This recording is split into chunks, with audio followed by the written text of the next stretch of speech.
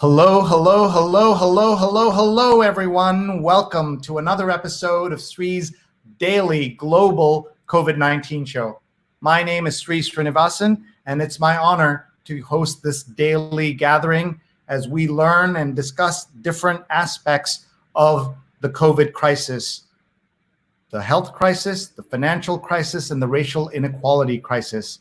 Today has been an amazing day for me. It's episode 127, and this morning I got to interview Christiane Amanpour as part of the Taricani lecture series on First Amendment rights at the University of Rhode Island, hosted by Dean Jen Riley of the College of Arts and Sciences. We were live on Facebook and all the channels this morning, and then tonight we're going to be talking about the videos that we shot. We'll be playing some clips, and you will get to meet Dean Jen Riley and Laurie White-Taricani as we replay highlights of the interview, as well as discuss the work of Laurie's late husband, Jim Taricani, a pioneering investigative journalist who died in June 2019.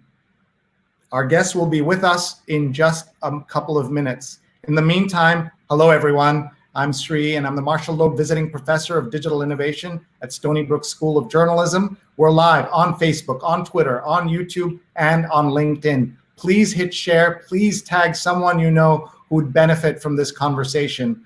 We are going to learn a lot, as we did this afternoon, and we're going to talk a little bit in more detail about the comments that Christiane made. They were so important and so perfectly timed to everything that's going on in the world. First, let me thank my producers, Vandana Menon, Vandana_Menon, and Rose Horowitz, Rose Horowitz 31, and tell you about the show. This is episode number 127. We've been live for 127 straight days, including weekends.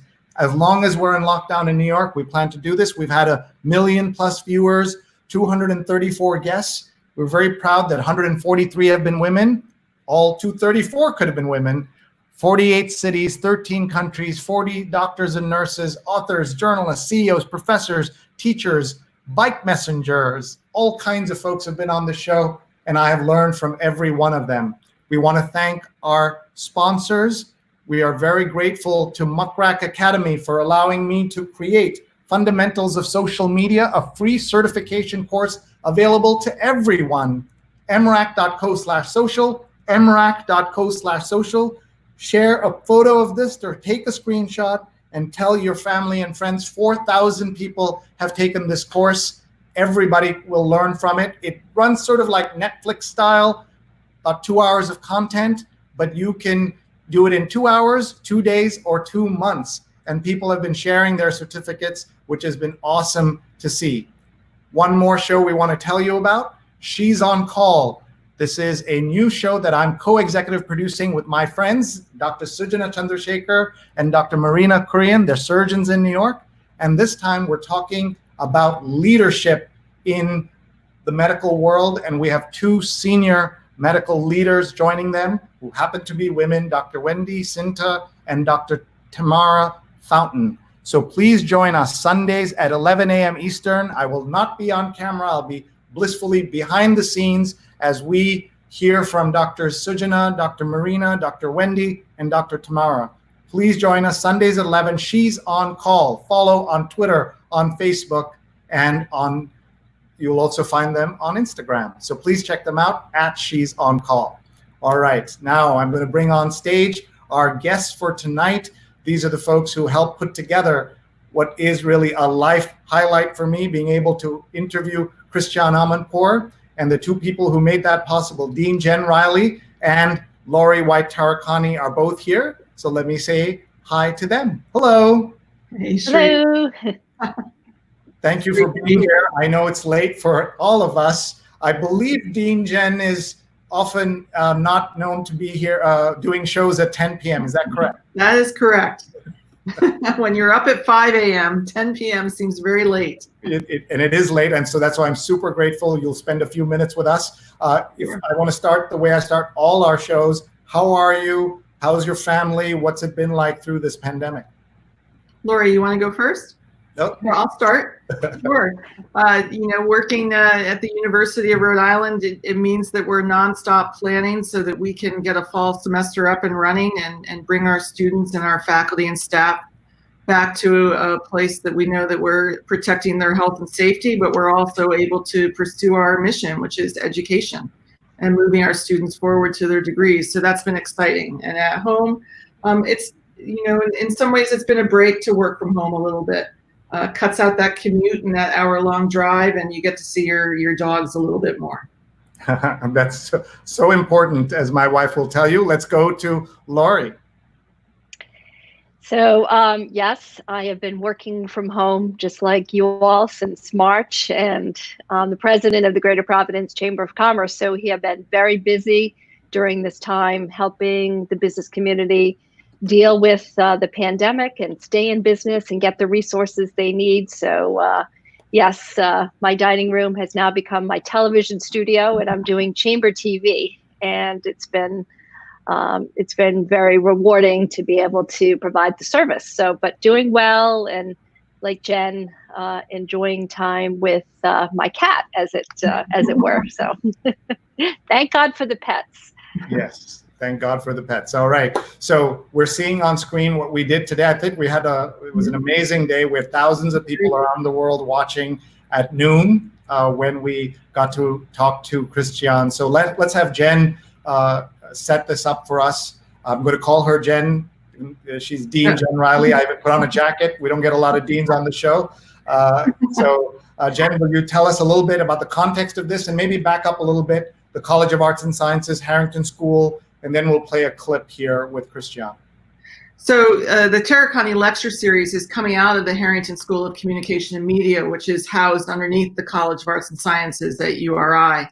The Taricani lecture series came about out of a sad thing, which is we lost Jim Taricani in 2019 when he passed away. Laurie and her family and friends came together and wanted to create a series and an endowment that would keep Jim's legacy for investigative journalism, going after the truth, being there to sustain our democracy through journalism and the First Amendment, as a way to keep it going, not just through URI, but in our state. And we're hopeful we're going to be able to keep this conversation going nationally and internationally.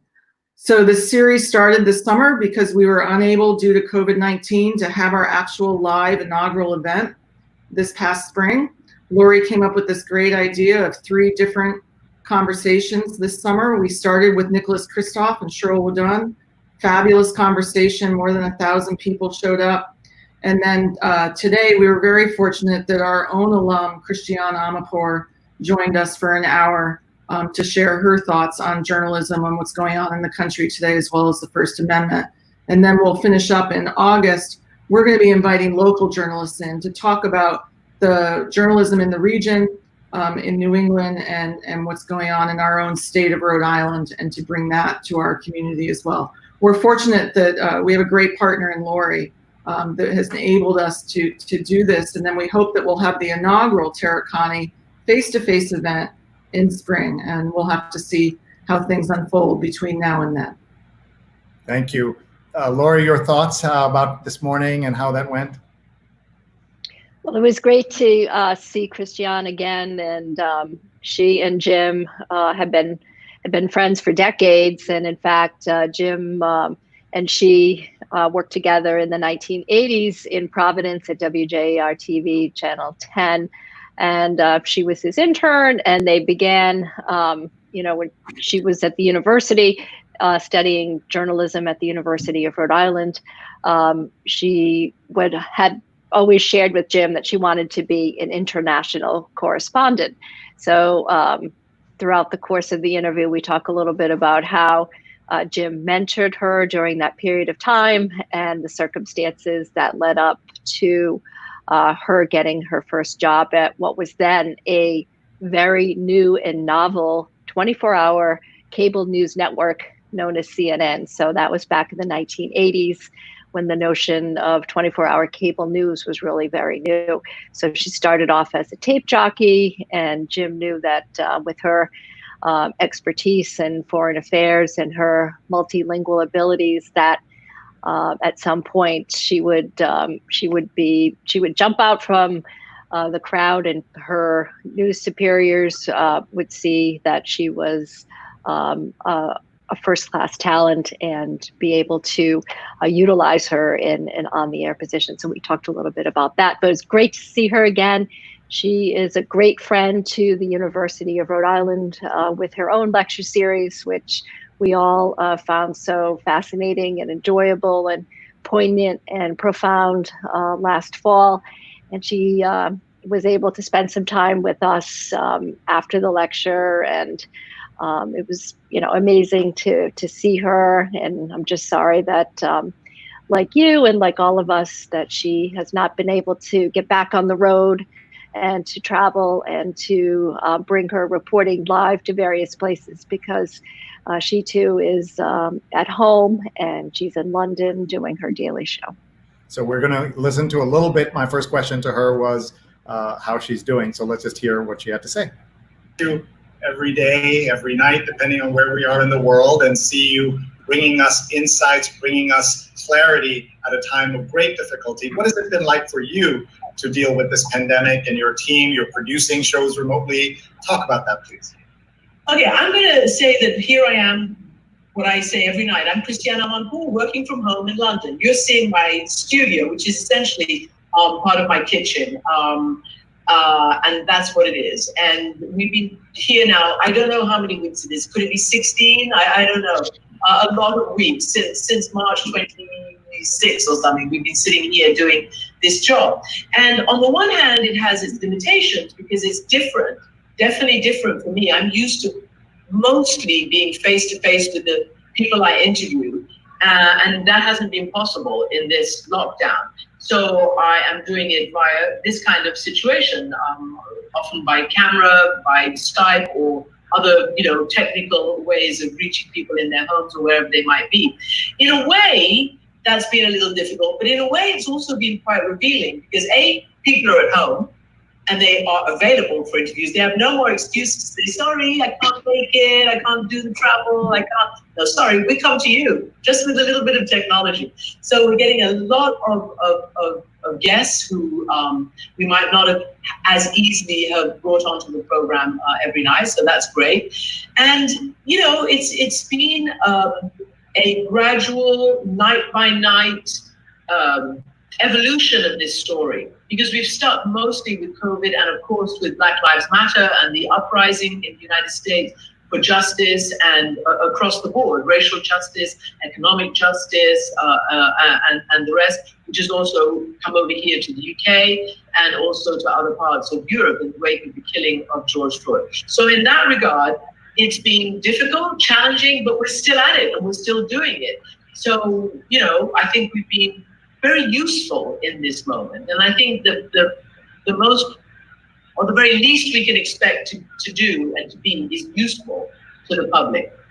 All right, let's pause there. Jen, your thoughts on just that opening remarks, and just reflect on having her as an alum, what that has meant for the university. I mean, we're lucky to have Christiane. I mean, you can see it right there in that interview. She's always present. She's always real. She's telling you what she really thinks.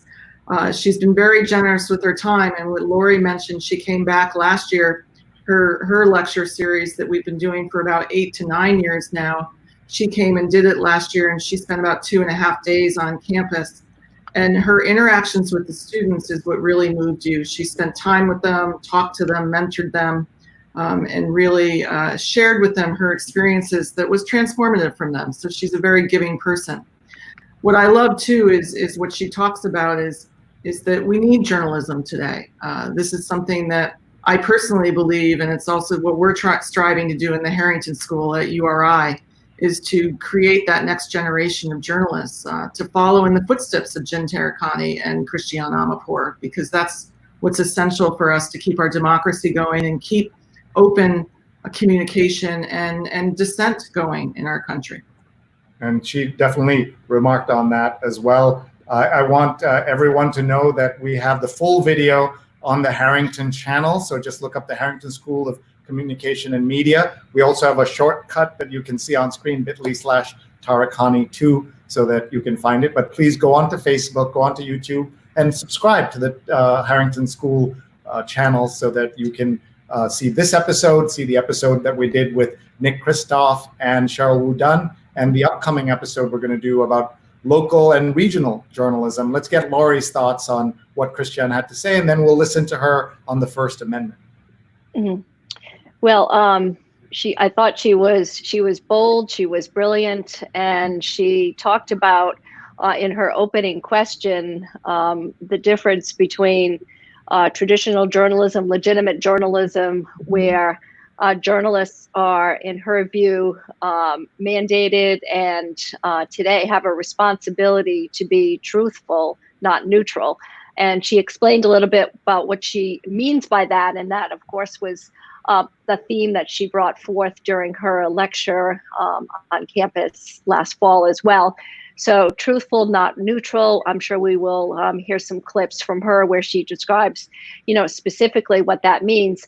But more to the point, she was talking about the complexity of issues today and how, we as viewers, we as readers, we as citizens also have a responsibility to understand the complete dimensions of the news that journalists are covering today, news that is topical and important to follow, and to be able to do that in a way that synthesizes it and allows us to think critically about what we hear.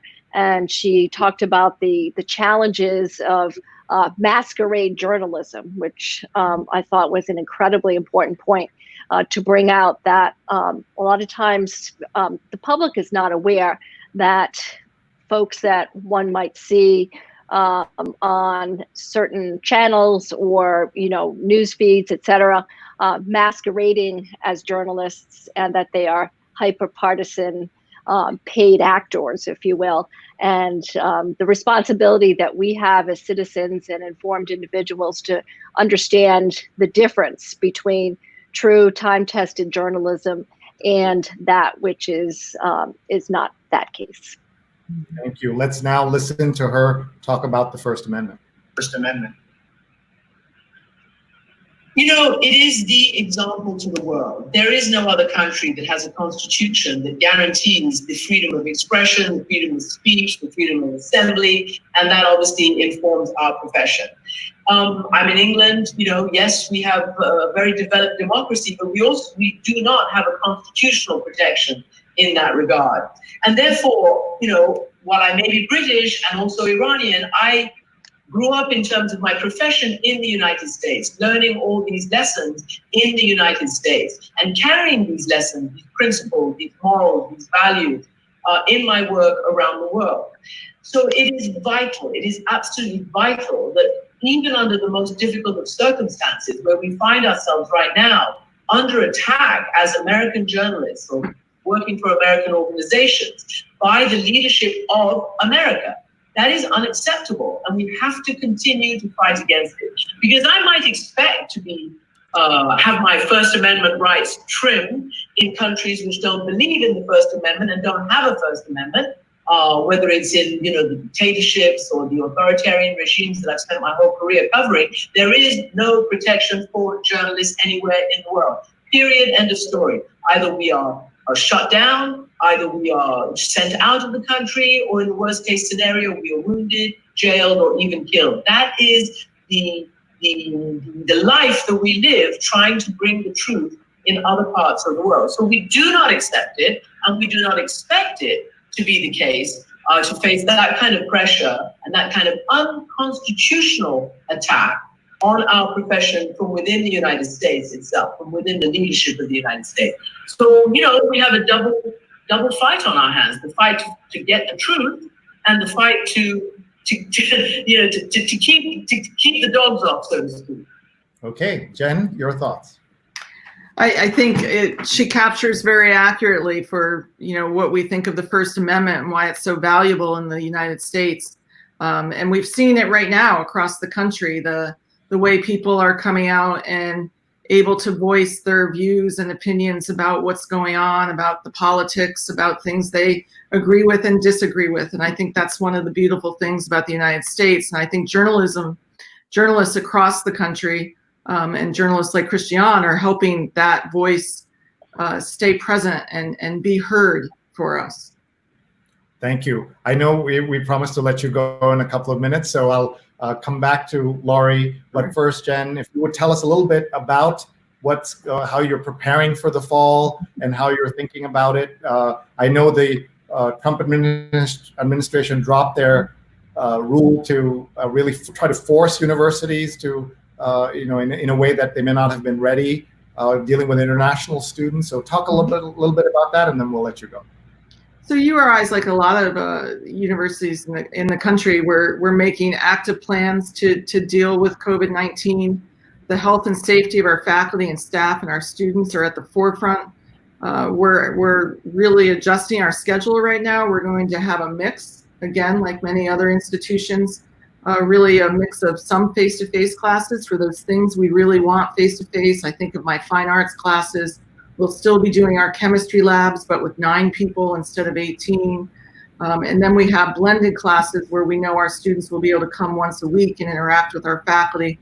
And then we'll have some online classes. So it'll give our students a good mix. It'll enable them to engage with their peers.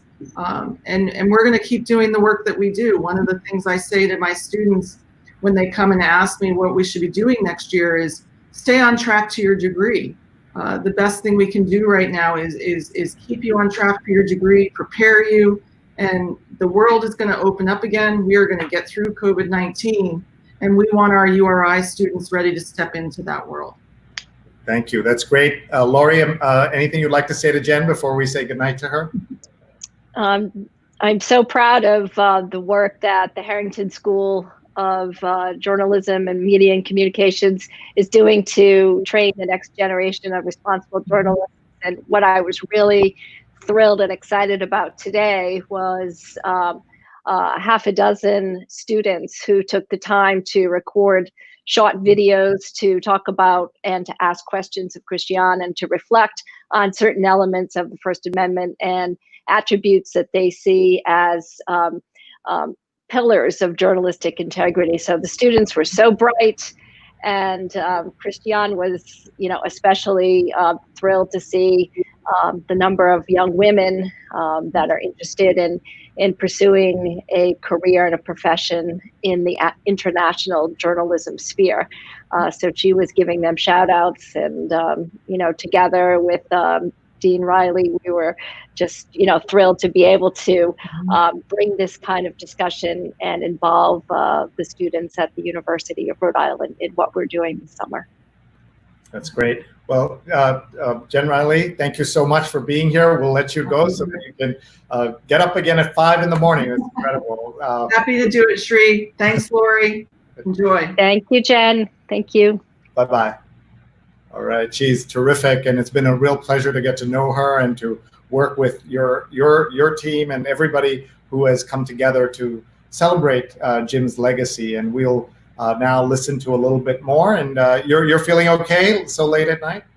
Absolutely, this is great. This is it's a surreal time, and I'm just so thrilled and pleased and proud. And I just want to thank all of my friends and colleagues and donors to the Taricani Lecture Series Fund to make this programming possible. And it's just such a sweet and bittersweet moment for me.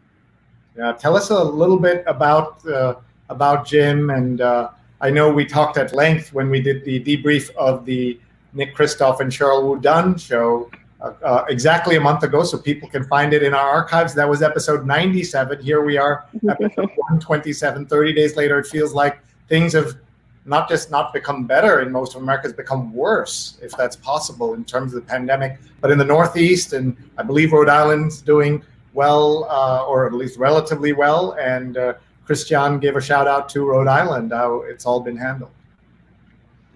Right. So just like what you're experiencing in New York, Sree, the Northeast was hit very hard in the spring, late spring, March, April, May.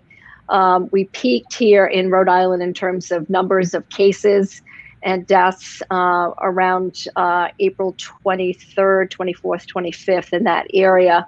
But we were very quick under the leadership of Governor Gina Raimondo to shut the state down essentially, and stay-at-home orders for the vast majority of workers.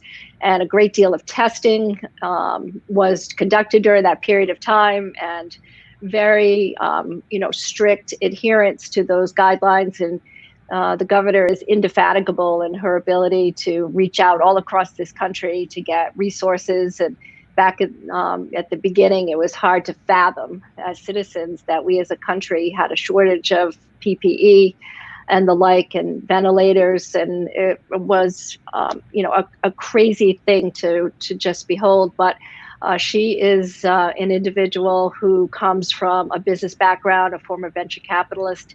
She has colleagues and business acquaintances and the like with people all across this country, all across the world. And she was relentless on the phone in seeking PPE and other things that we needed here in our state to be able to effectively combat the virus. So we're actually in stage 3 of the reopening, but we're proceeding very cautiously, very, very, very cautiously, and trying to, again, like in other places across the country, demonstrate and to reinforce the importance of social distancing and the importance of mask wearing and contact tracing and the like. So she's done an outstanding job in terms of the numbers of Rhode Islanders on a percentage basis that have been tested and retested.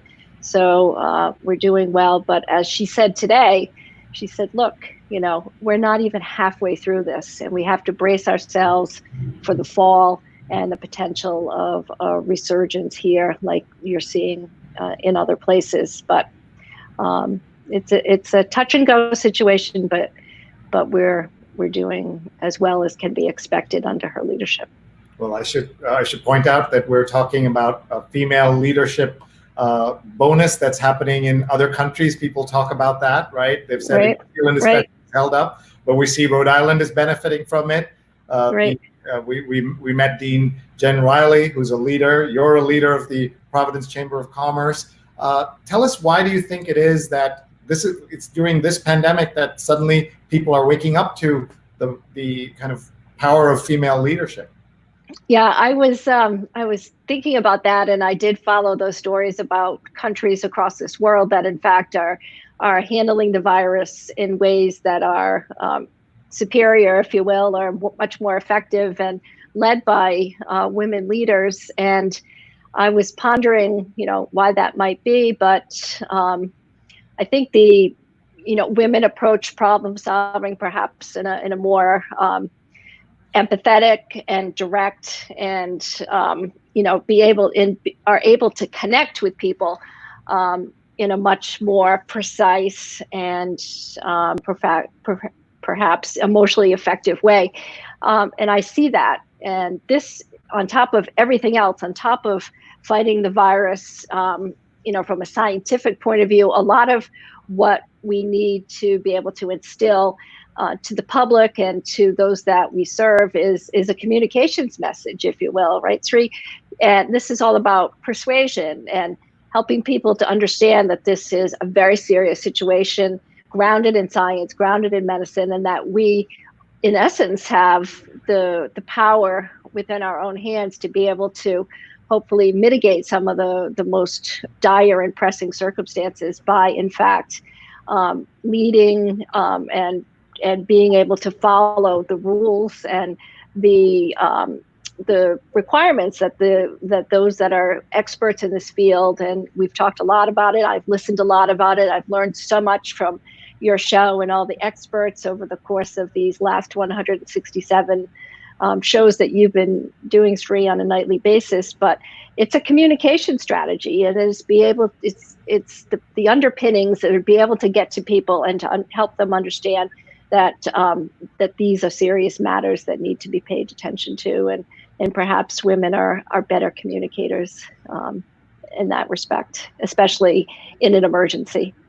Yeah, I couldn't agree more. What do you think? What are your thoughts? Yeah, I think it has a lot to do with what you were describing, the power of empathy, the power of listening, and also being open-minded, right? Like there is a thing as white male privilege and confidence, and male confidence. So it's not just white men, but men everywhere who, the same gender that doesn't ask for directions in a car, suddenly put them in charge of a country. Maybe they won't ask for as many directions. They think they know. Just because luck and circumstance and privileges put them in power doesn't mean that you have therefore some special God-given right to rule or to rule well. It won't happen automatically, and we're paying the price here in this country. Of course, it's very easy to say about the president, but we're also seeing at the governor's level what it means. When you saw the horrifying story that in one of the states where they had,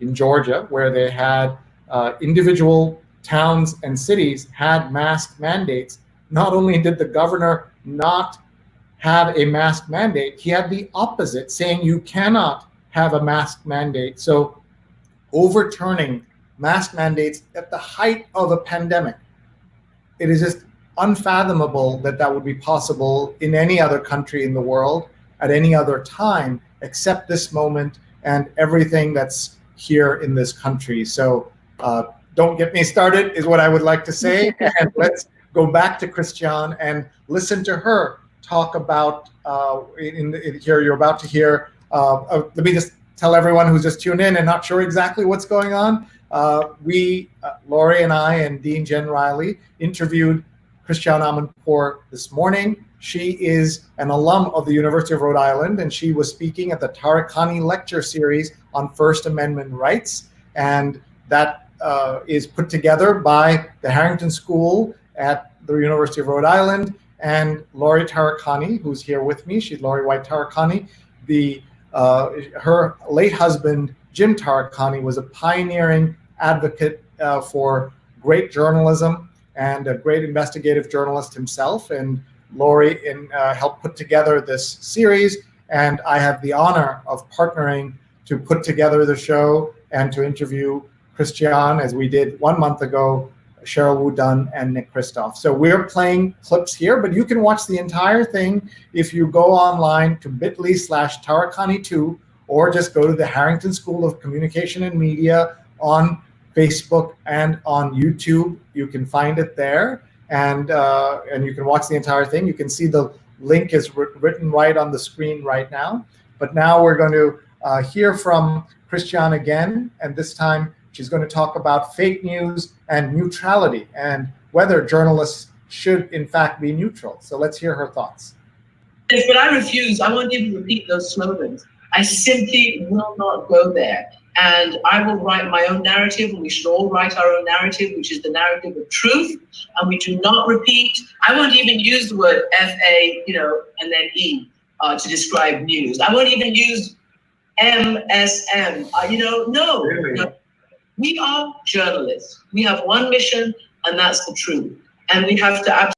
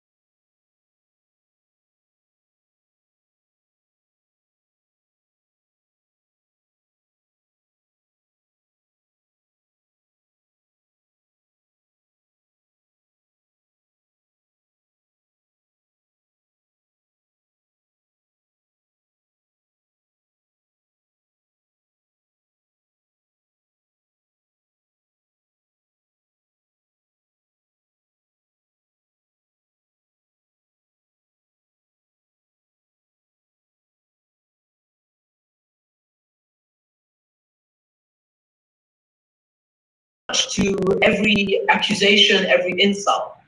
The best way to react is to continue telling the truth, to continue calling out lies, and to continue to, to report in an objective, truthful fashion for journalists anywhere in the world. Period. End of story. Either we are shut down, either we are sent out of the country, or in the worst case scenario, we are wounded, jailed, or even killed. That is the life that we live trying to bring the truth in other parts of the world. So we do not accept it, and we do not expect it to be the case, to face that kind of pressure and that kind of unconstitutional attack on our profession from within the United States itself, from within the leadership of the United States. So, we have a double fight on our hands: the fight to get the truth, and the fight to keep the dogs off, so to speak. I understand that, and I was tempted to say, welcome. I'd like to invite and bring to you an enemy of the people, because that's what we've been labeled, haven't we, as journalists? Yes, but I refuse. I won't even repeat those slogans. That was a moment where Christiane was correcting me, saying that we shouldn't even say those terms. Laurie, hi. I think we're back, and I think I see you. You're good, Laurie. Can you hear me? Great. I think you have to let's see if we can get your microphone working. We've been having some audio issues. Can you hear me? But I can't hear you. So maybe we'll have you just leave and come back. Let's see if that works, okay? So folks, we're listening to this interview with Christiane Amanpour that I hosted this afternoon with Laurie. And it was just, as I said, a life highlight to hear her and to have her talk to us about various aspects of the crisis. So I'm going to fast forward a little bit, and we're going to pick this up at another point in the conversation. Governor Raimondo of the state of Rhode Island. This was just before we all went into lockdown, and I got a fantastic interview in which she was very, very open and direct, telling me what was happening in Rhode Island, where the first cases of infection were coming. She told me the truth of what was going on, in that she noticed, and Rhode Island noticed, that the first infections from COVID were from Europe. They came apparently from Italy, if I'm not mistaken, and it was because of a school trip that had gone abroad and had come back with this disease. And she was very honest about it. No dissembling, no trying to brush it off or whatever. And look where Rhode Island is today, doing one of the best in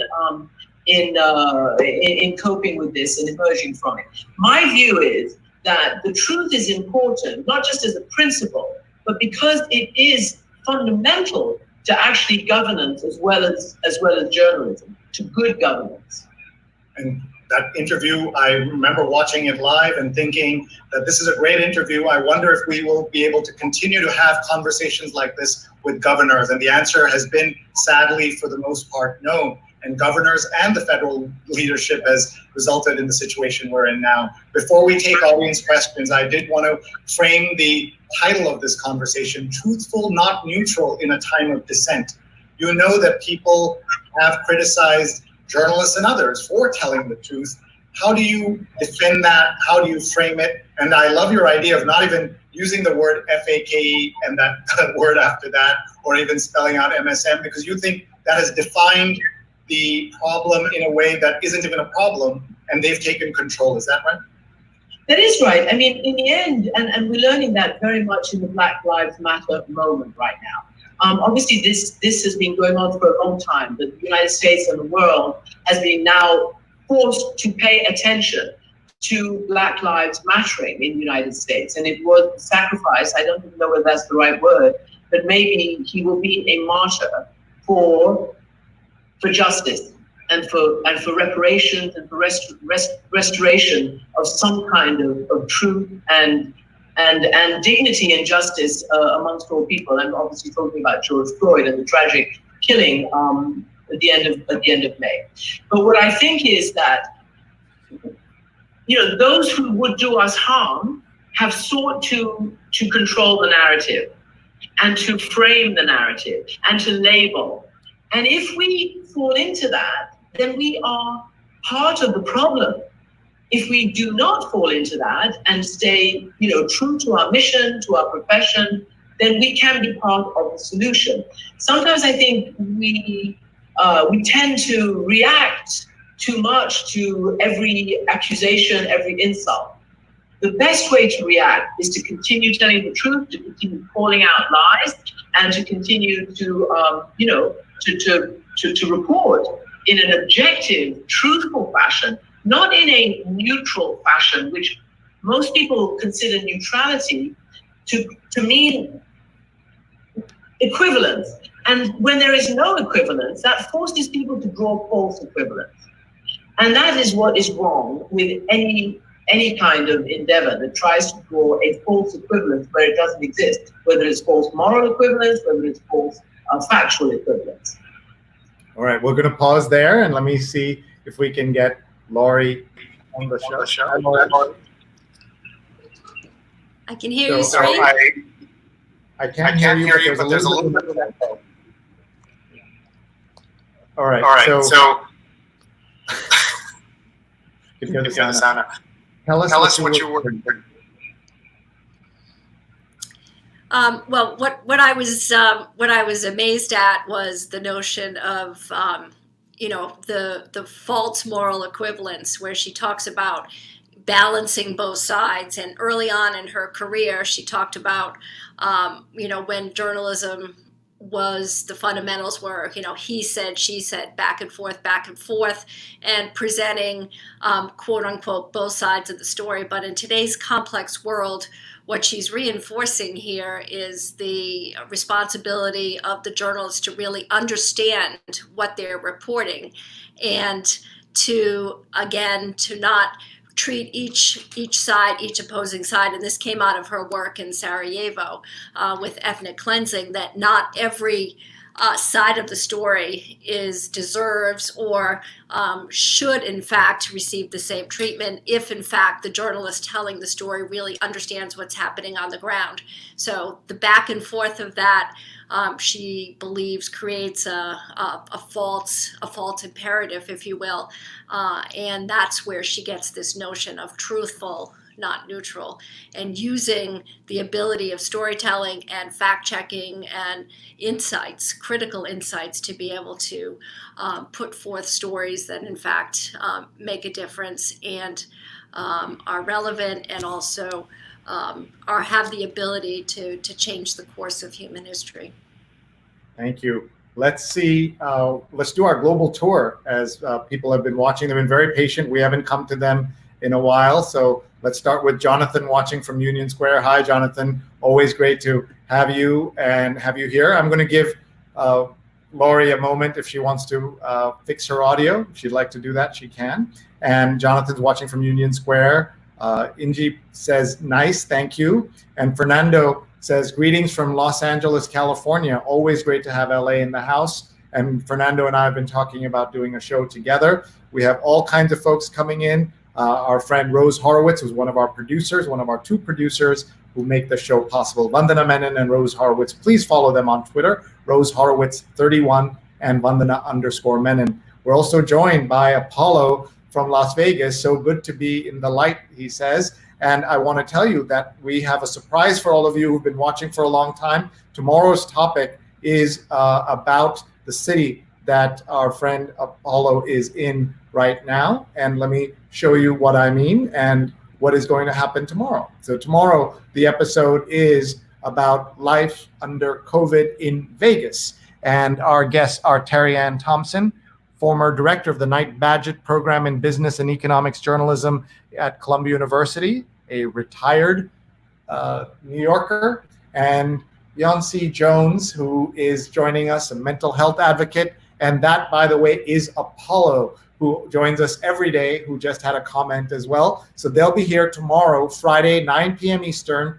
Please join us, 6 p.m. in Vegas. And that's Friday night or Saturday morning at 6:30. Please do join us. We'd love to see you and have you here with us. Let's keep going with the comments, and great to have Apollo here tonight as well. And Apollo is watching from Vegas, as he says.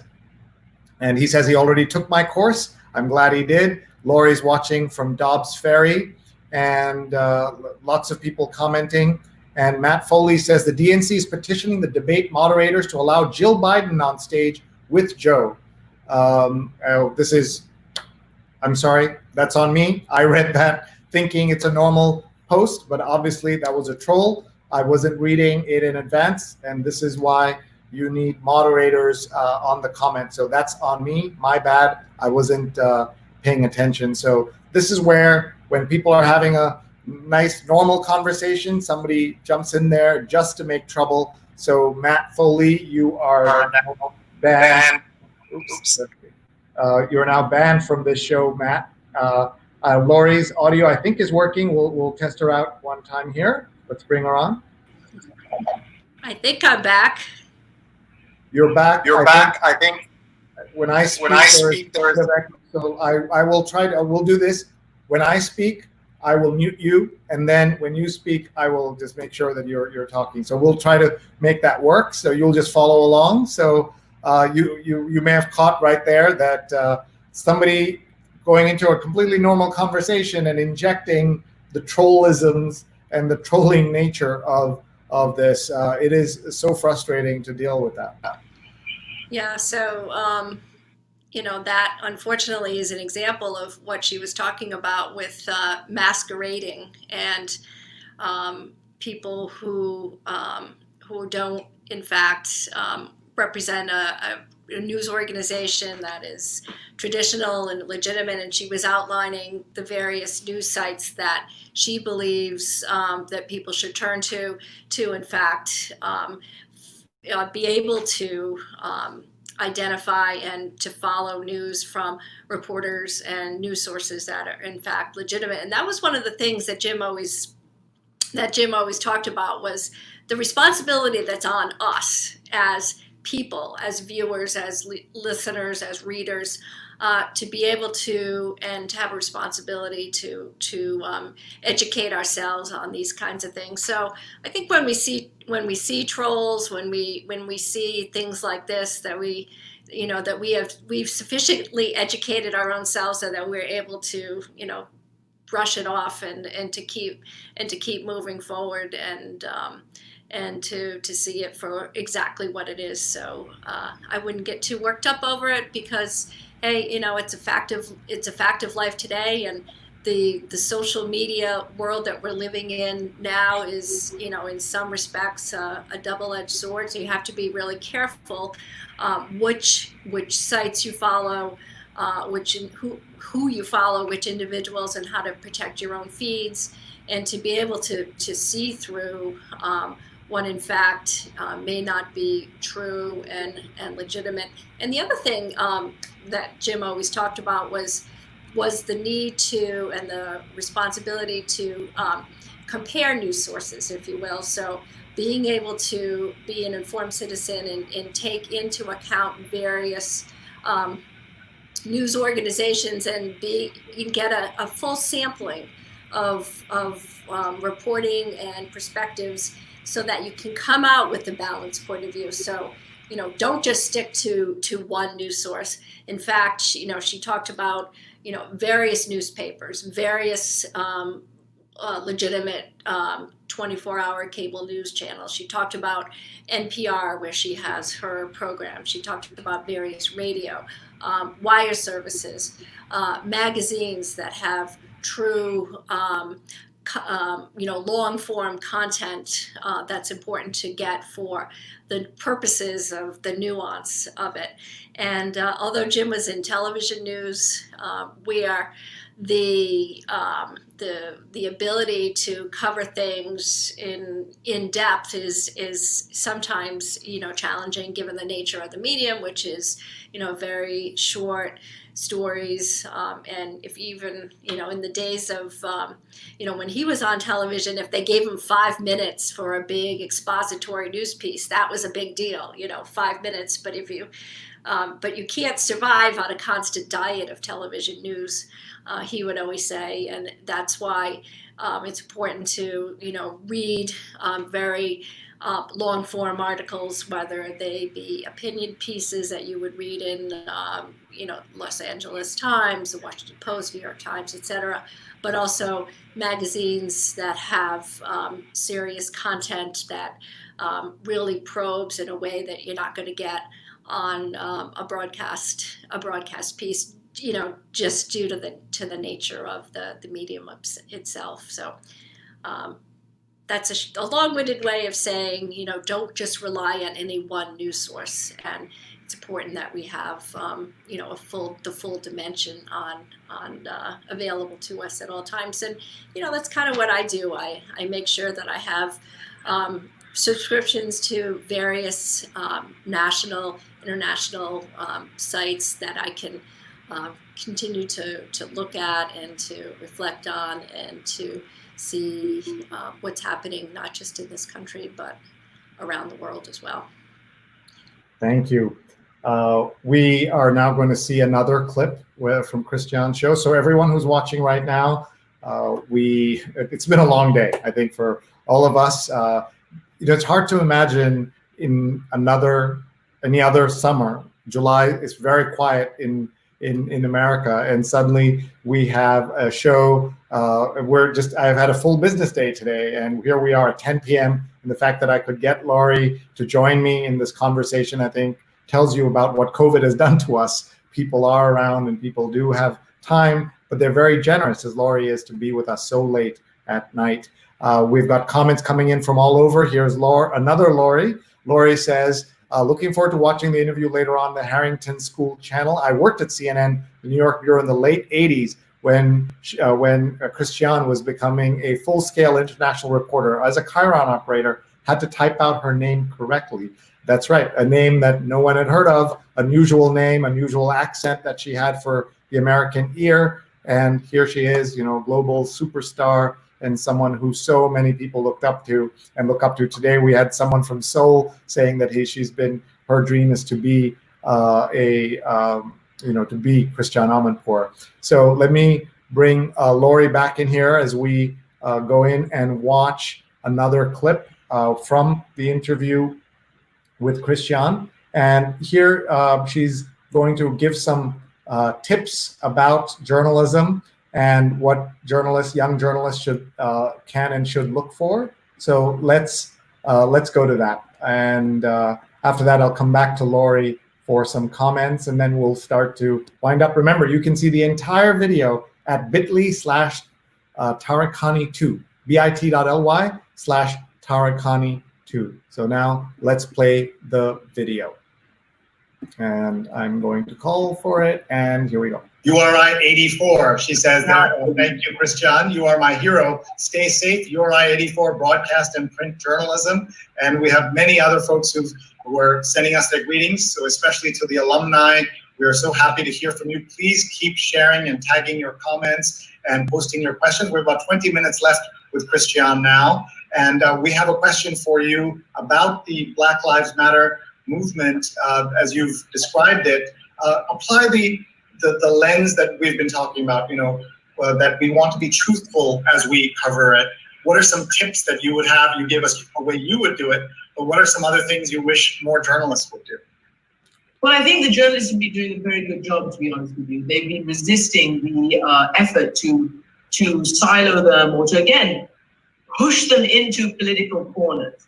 And I think most journalism has been doing a very, very good job. Let's not forget that when we talk about bias and politicization, there are organizations in the United States, and sadly increasingly around the world, that are overtly political, masquerading as journalists.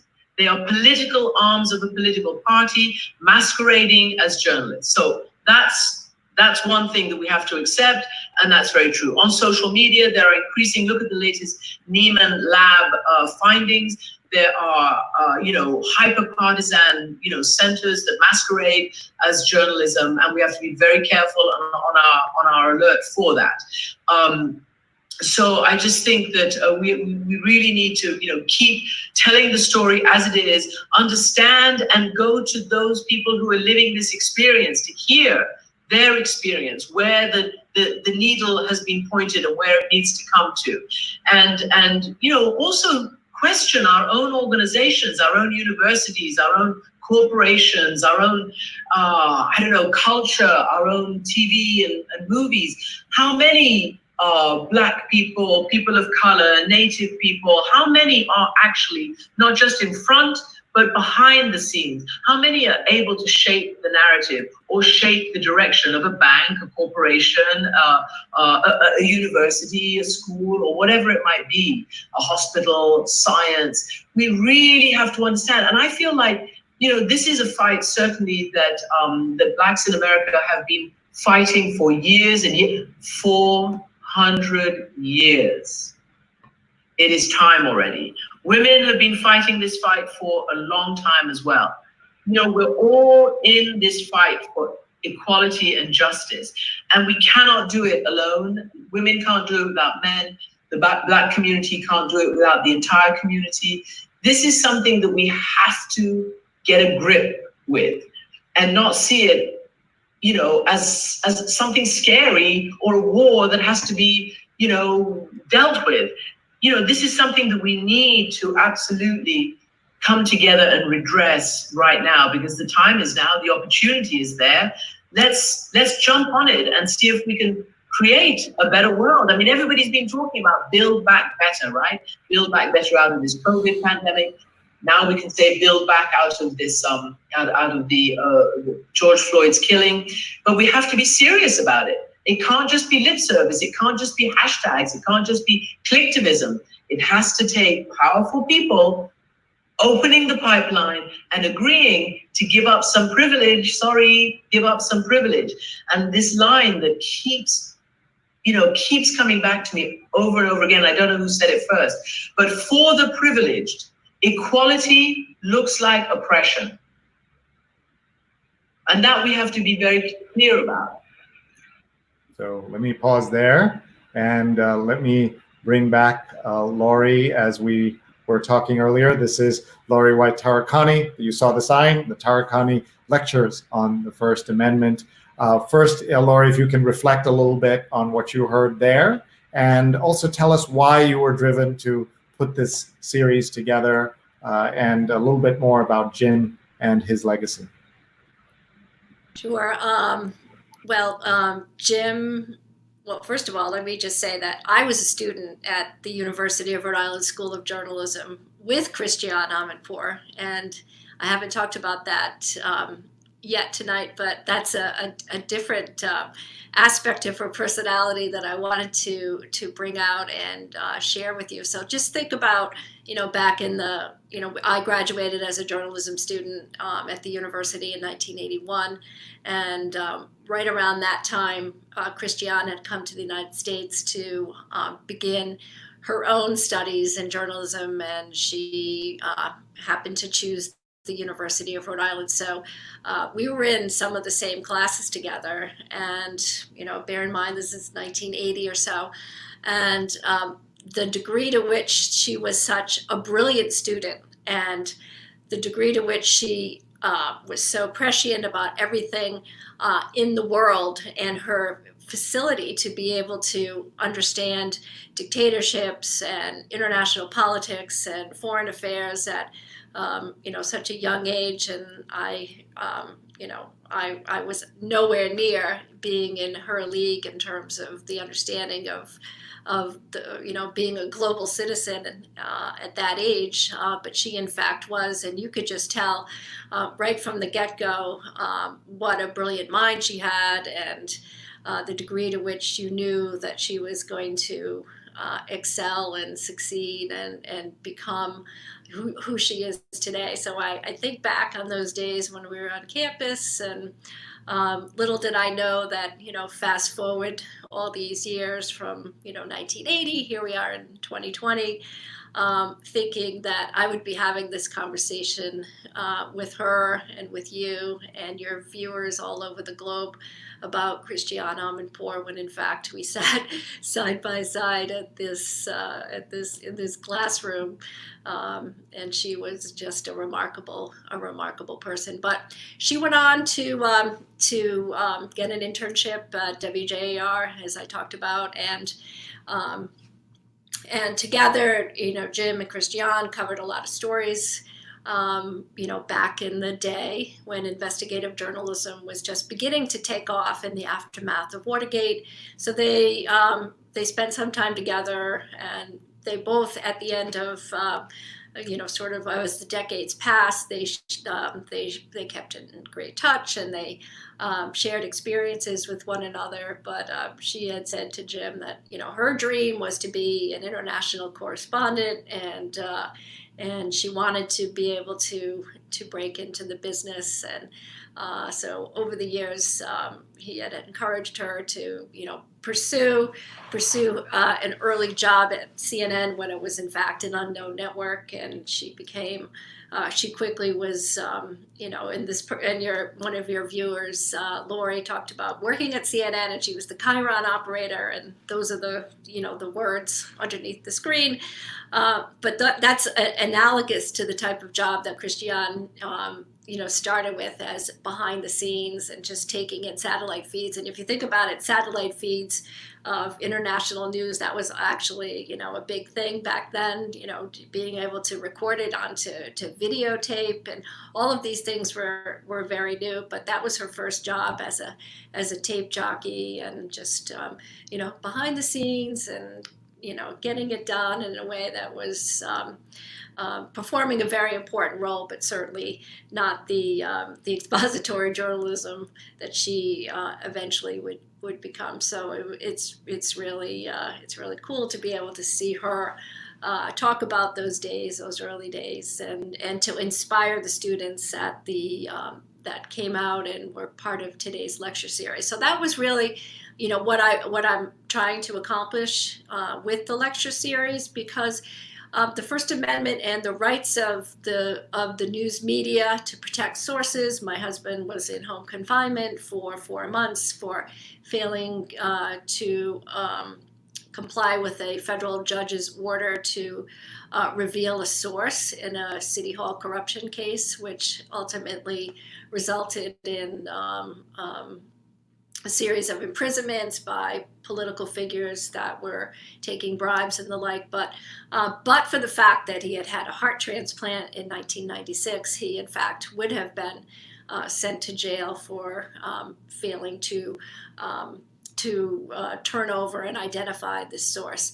And he did absolutely nothing wrong by putting his undercover videotape on the air. There was absolutely Nothing that was illegal about that, but simply in the course of law enforcement, this desire from the federal judiciary to compel Jim to reveal his source, which he did not. So for that, just for doing his job, he had to endure all of these legal challenges and setbacks.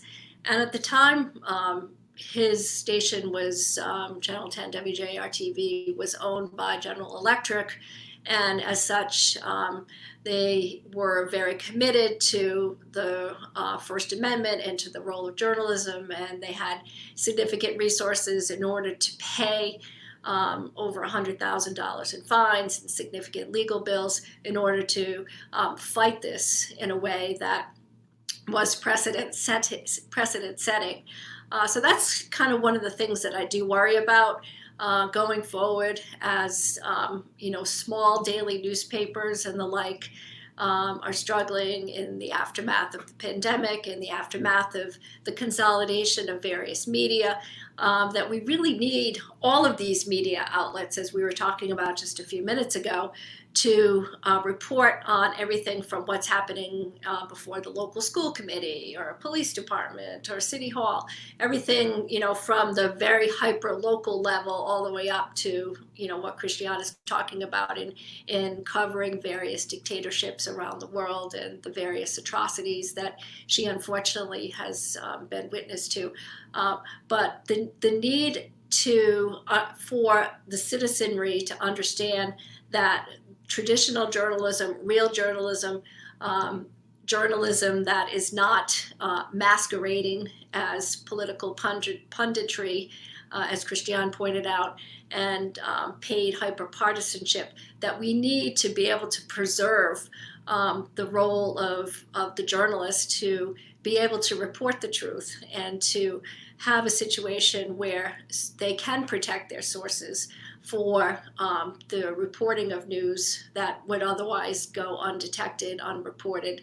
And people need to understand the difference between journalism that works in that respect and people who are really not doing journalism. So we need to support local newspapers. We need to support local journalists, because all of that is going to keep these newspapers in business.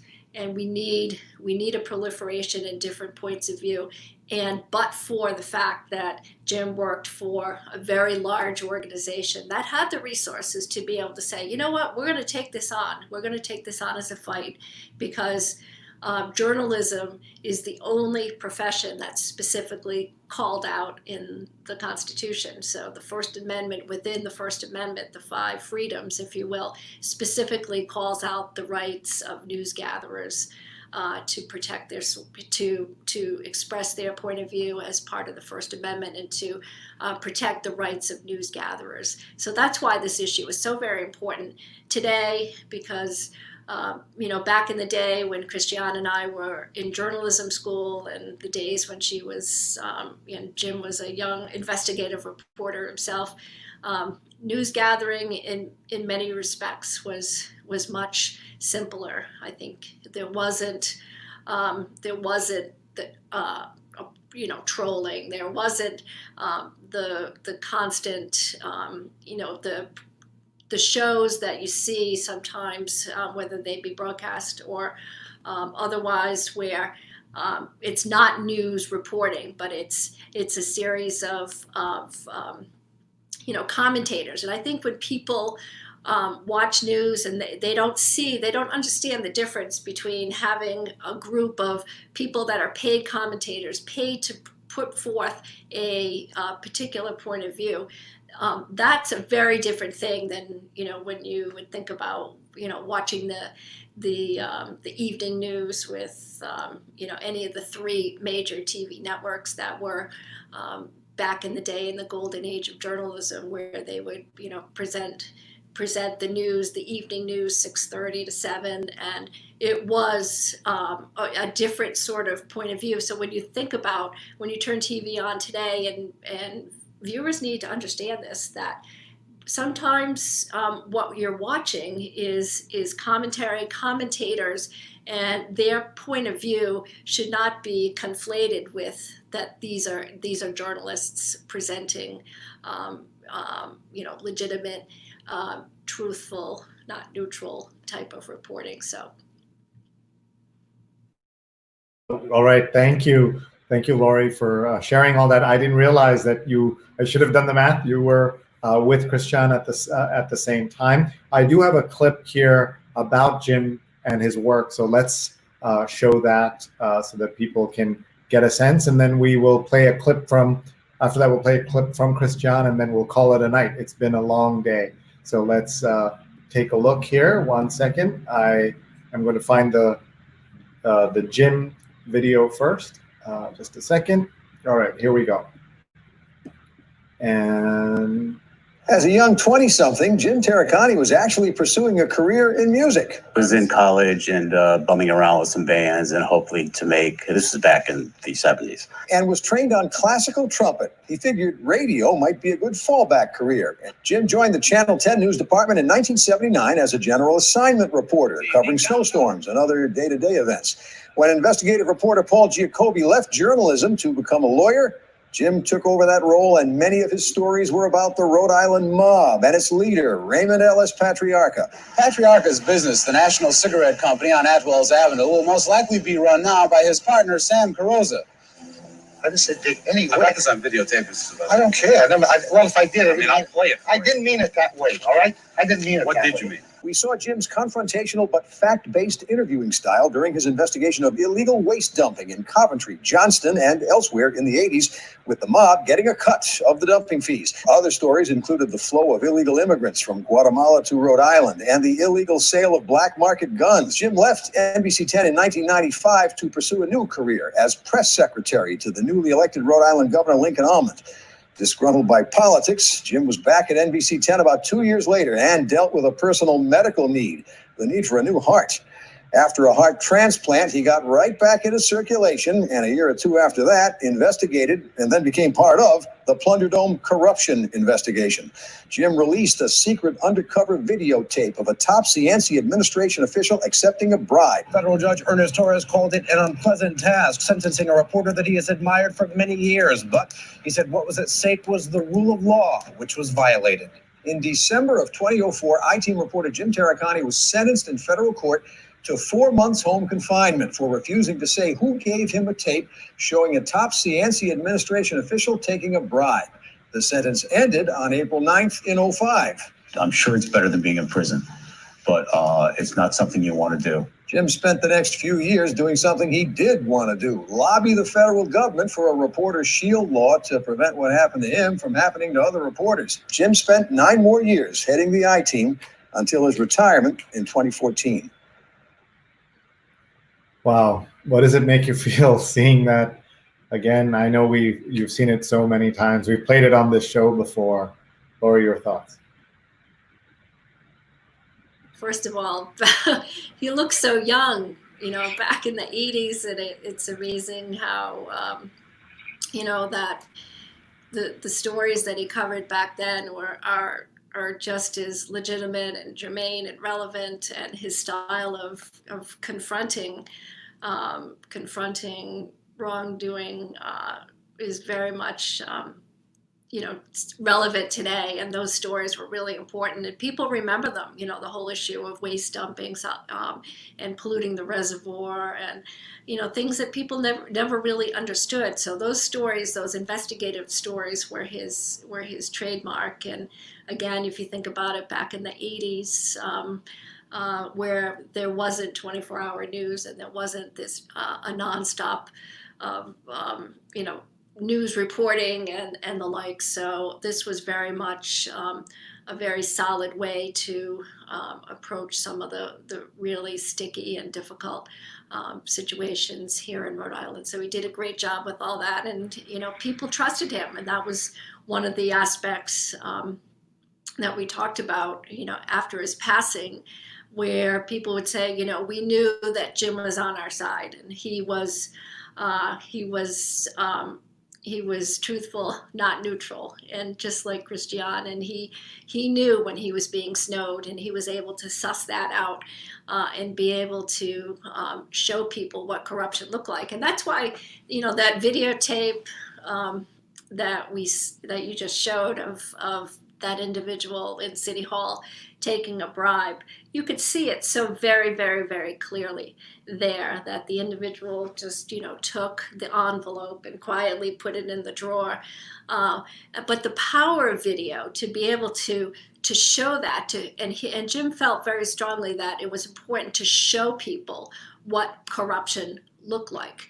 And I would dare to say that if it weren't for the fact that it was captured on an undercover videotape, people would be skeptical that, you know, it didn't really happen, you know, couldn't possibly have done that. You know, these kinds of things don't happen, but where you see it right there on the videotape and taking it, putting it, and that was the heart of the government's case, that in fact there was a racketeering enterprise going on within City Hall there.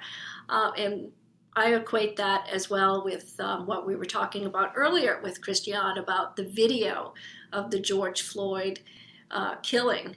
And we've seen not just with George Floyd, but with other instances where individuals were in fact mistreated and killed and brutalized in a very unfortunate way, that we wouldn't have seen it and we wouldn't have appreciated it and we wouldn't have necessarily believed it if it weren't in fact there in full video for people to digest, to rewind, to look at it again.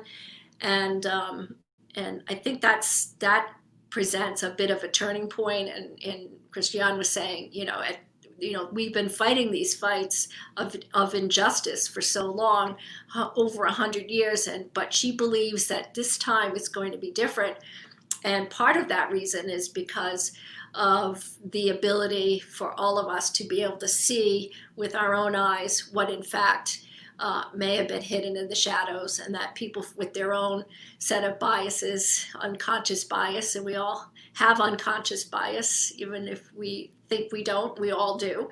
And seeing it for ourselves and being able to appreciate it for what it is and the atrocity of what it is really what's going to make the difference. So video is so important in terms of, seeing is believing. That's also another thing that, we've definitely learned along the way. We certainly have. And thank you, Laurie. Now I'm going to play a clip of Christiane. This was towards the end where I asked her what gives her hope. Nick Kristof has written a column this week about hope and why we should be hopeful. So let's take a listen to this clip about being hopeful. Let me ask you about hope. What gives you hope through this crisis as we're trying to handle all of this? So I'm an inveterate optimist, and I'm not a blind optimist, but I do believe you have to stay hopeful, because it also requires, again, responsibility to fulfill that hope. You can't just sit and be hopeful and, be an ostrich with your head in the sand and be hopeful that it's all going to work out.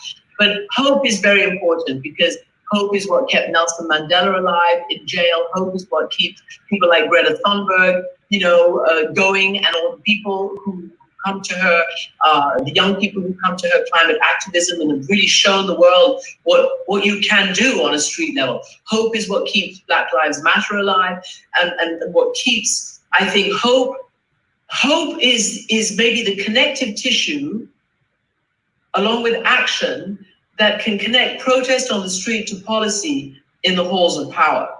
You have to be able to have both those things working together. And I guess I am hopeful always, because even in the worst of times, you see the best qualities of individuals. And I've seen that, in the trenches. I've seen it in war zones. I've seen it amongst, children, women, old men, civilians who've been targeted, who had nothing to do with the war, who are not military, and who are nonetheless targeted, kept up their humanity, kept up their dignity, kept up their struggle for freedom and for justice. And And I think individuals have proven that hope is a massive and important ingredient in moving the ball of justice and progress forward. Thank you. And with that, we will give Laurie a chance to give us her final thoughts, and we'll say goodnight. I also want to tell Laurie that I'm hoping she'll pass on to Christiane a fun moment from earlier today. As I said to many of you, we've had a long day here at Digimentors, my company. And Laurie, sorry, you're kind of visible, so just warning. Yeah, you can hide or you can put your head. There you go. So this was my day. I started at noon interviewing with you, Christiane Amanpour, and then our team produced this terrific interview with the CEO of New York Public Radio, WNYC, on the show that we do for Merrill Brown and Alex Leo at the News Project. And you can find that. I tweeted that out at 6 p.m. And then at 8 p.m., we'd have this amazing evening with Steve Van Zandt from the E Street Band and from The Sopranos and from Lilyhammer on Netflix, and Drew Carey, the comedian and TV host, and activists and musicians from Cleveland. So this is a road show that we're doing with Steve. And so Drew Carey, when I told him that I got a jet because I'm doing this project with Christiane, he said, please tell her that I'm a huge fan, and all I wanted to do was be her cameraman when he was younger, and that's what he wanted to do. So I think she would get a kick out of hearing that, I hope. And this is something that he told me.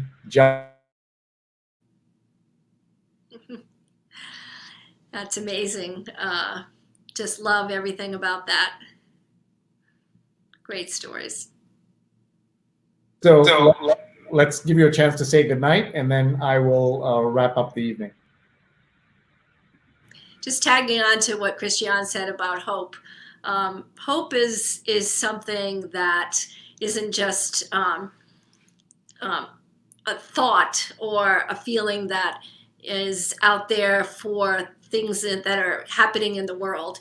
And hope is what keeps people alive. Hope is what keeps people well. It's what keeps people's mental health in a very good place. So it's a little thing. It seems like a little thing, but it's really a big thing.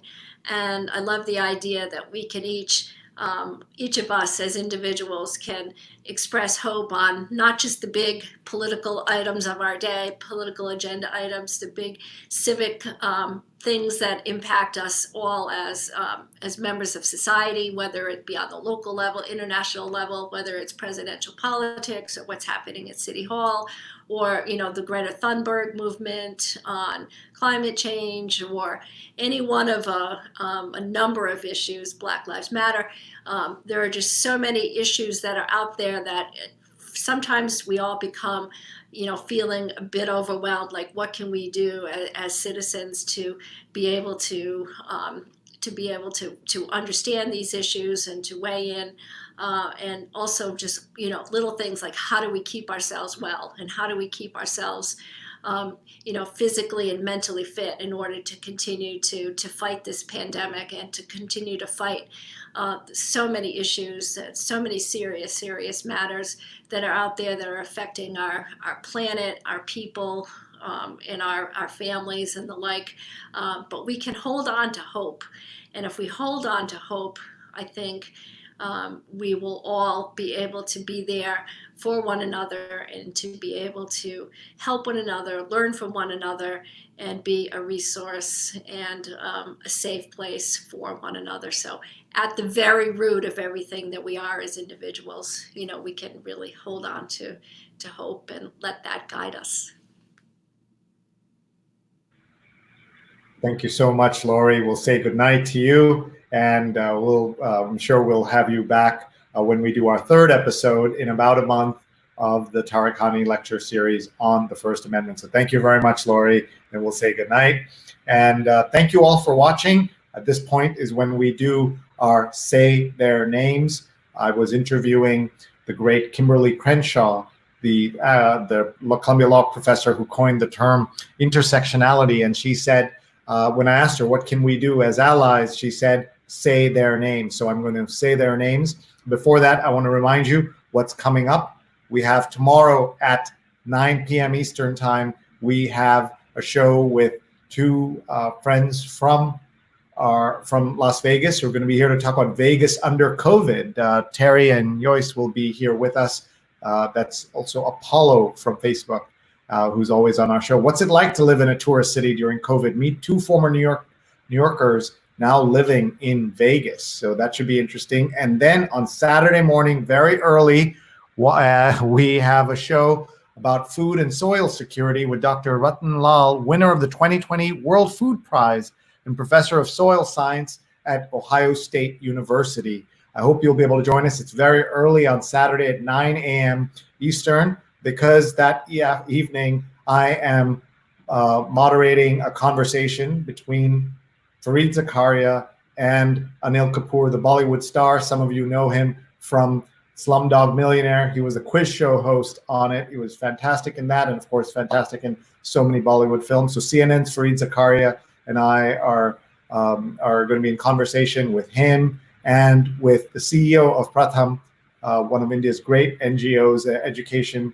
nonprofits, Pratham, Rukmini Banerjee. So the three of us will be in conversation. It is open. You can register. It's their first virtual national gala, and you can join by going to prathamusa.org and signing up and making sure you can get into that program. That's Saturday night at 8 p.m. And that's why this show is live at 9 a.m. instead of much later in the day.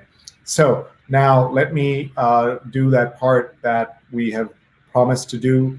We have been saying their names. First, we were doing that with this Titus Kaffir cover on Time Magazine, where they ran the border of all these names. A stunning painting and the stunning photograph of a young George Floyd with his mother, Larcinia. She would die 2 years, almost to the day before her son would be killed. And they're both buried next to each other in Houston. And of course, his death has not been in vain, because so many people have been moved and have learned and done so much and been moved to so much action. And so we are now reading their names, thanks to our viewers for pointing us to names mentioned in the updated version of the Say Her Name report. These are women killed in interactions with the police. Breonna Taylor killed by police in her bed on March 13, 2020. So I shall read their names.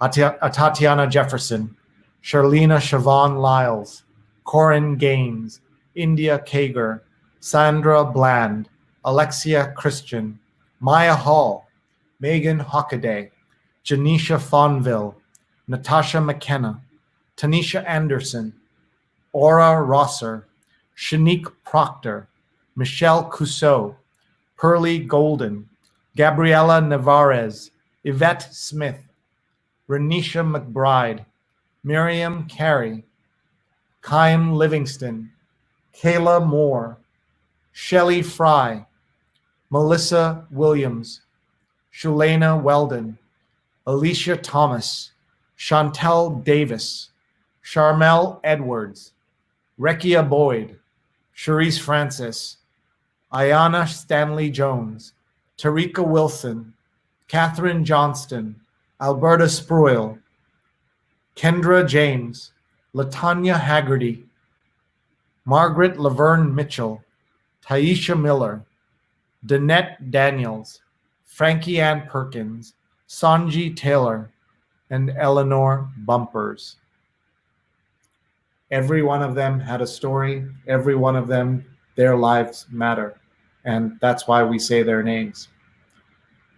On this show, I've been, for 127 days that we've been live here, I have watched in horror as America has failed at its most basic rule of keeping its people safe. The American government has failed, and not just at the federal level, at the governor's level, in many cases municipal and village level. And I've been very critical of America. And that's one of my rights as an American to do this. I have sometimes my Indian friends who are very careful about what they say under almost any administration are surprised by what Americans are able to say. And they say, you're an immigrant to America and you say these things. And that's what the First Amendment allows me to do. And I did want to say that this is also the same country that allowed me to produce a show with Lil Steven and Drew Carey. And so that tells you something about this country, that it's a great country, that it allows, you know, somebody whose father was born in a house with no electricity, mud walls in faraway India, to be able to come to this country, be educated in this country, and have opportunities. I'm very blessed to have those opportunities. I know I have them because I'm overeducated and I'm Indian. Other people of color do not have these opportunities, but still this country lets me do this and have a day like I had today, where I got to interview Christiane Amanpour and got to talk to Silvio from The Sopranos, or to talk to Drew Carey. And that just tells you something awesome about this country. And we hold America to a higher standard than we hold other countries. And that's why I, on this show, every single day, talk about the failures of this country. And it doesn't mean failures of the people, but the people who are trusting the wrong people. Today I tweeted that when someone said that the amount of people trusting the false information of this president, it's only 30%. I said, oh my God, it's 30%. And it's those 30% people who are going to get themselves killed and get us killed if we're not careful. And that's why accurate information matters. That's why science matters. That's why facts matter. That's why masks matter. And we all have an obligation to tell people that and fight for truth and the right side of history.